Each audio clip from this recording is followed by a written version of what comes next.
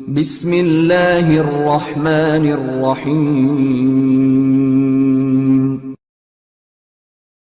Which is the second most serious and sinful act which invalidates the fast during Ramadan? The second most serious thing that breaks the fast or invalidates the fast, it is masturbation.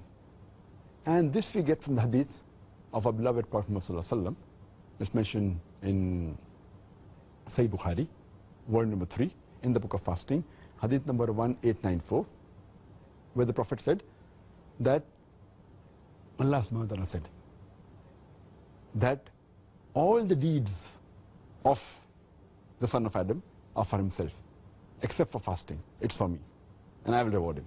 And further he says that the person, he abstains from eating and drinking and his desires for my sake.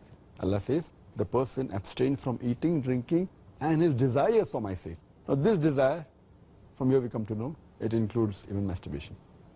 So when a person masturbates or ejaculates, whether by touching his wife or looking at his wife or for other reason or looking at any other woman, and if ejaculation takes place, then the fast gets invalidated.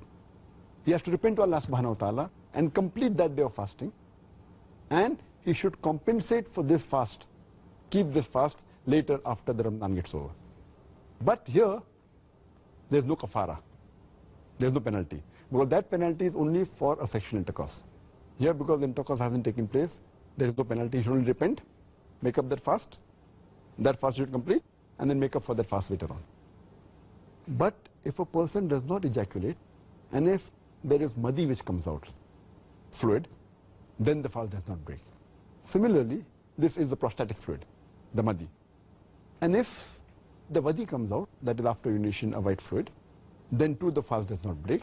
Only thing he has to do is istanja. He should wash the private parts and do wudu. The fast does not break. He can complete the fast and continue the fast. I think that will be very useful for a lot of people living in the West, and may Allah protect us from Ameen. following our desires to that level, inshallah.